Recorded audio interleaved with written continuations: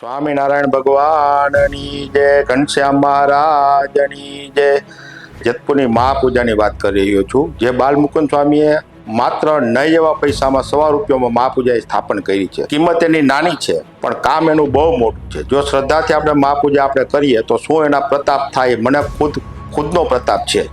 મારા બાપુજીને આજથી 8 મહિના પહેલા સાંજે મને ઘેરેથી ફોન આવ્યો 4 વાગે ઓફિસે કે બાપાને એકદમ આંખે દેખાતું બંધ થઈ ગયું છે.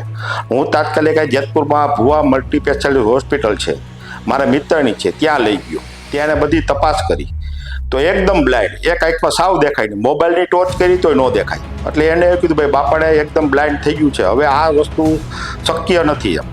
પણ બીજી આંખમાં ન થાય એના માટેથી તમે તાત્કાલિક જુનાગઢ જવું પડશે. પણ હવે અત્યારે સાંજનો સમય થઈ ગયો છે તો તમે કાલે સવારે જજો.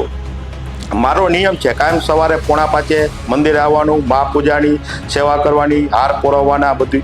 હું સવારે મહાપૂજામાં બીજે દિવસે આવ્યો અને મહાપૂજાનું જ્યાં સ્થાપન છે ત્યાં મેં ભગવાનને પ્રાર્થના કરી અને મહાપૂજા મેં માની કે મારા બાપાને એકદમ શુદ્ધ સારું કરો ભગવાન. તો એ જ વખતે 2 મિનિટમાં મને ઘરેથી ફોન આવ્યો કે બાપા એકદમ કેવા માંડ્યા, મને એકદમ દેખાવા માંડ્યું છે, એકદમ દેખાવા માંડ્યું છે. તો આવડો મોટો મહાપૂજાનો આપણા ફળ મળે છે અને આવડી મોટી મહાપૂજા આપણે જેતપુરના આંગણે ભગવાને આપણા ઘરના આંગણે થાપી છે.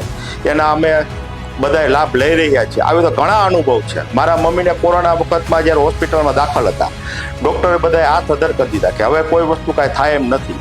ત્યારે મેં ભગવાનને એટલી જ પ્રાર્થના કરી, મહાપૂજા કરી કે ભગવાન આજે તે દિવસ મોટી 11 હતી. ભગવાનને એટલી પ્રાર્થના કરી કે તમારે જો મારા મહાપૂજા હું માનું છું, મારા માતાજીના ધામમાં લઈ જાઓ તો મને કાંઈ વાંધો નથી, સુખેથી લઈ જાઓ. અને થોડી વાર પછી ડૉક્ટરનો ફોન આવ્યો કે માતાજી ધામમાં ગયા છે. આવી બહુ ઘનશ્યામ મહારાજની મોટી અમારી ઉપર કૃપા છે અને આવી બધા આખા સંપ્રદાય પર કૃપા છે. ભગવાન દેખાય છે નાના પણ કામ બહુ મોટું છે. શ્રદ્ધા રાખવી ખૂબ જ જરૂરી છે. આપણું કામ ઘણીવાર ભગવાન આપણે માનતા કર્યું ન કરતા હોય તો એવું નહીં માનો ભગવાન આપણું કામ ન કર્યું. ભગવાન એનાથી આપણે કંઈક સારું કરવા માગતા હોય. આવા મારા ધંધાના પણ ઘણા અનુભવ છે. માટે ઘનશ્યામ મહારાજના ચરણોમાં કોટી વંદન. જય સ્વામિનારાયણ. જે જન મહાપૂ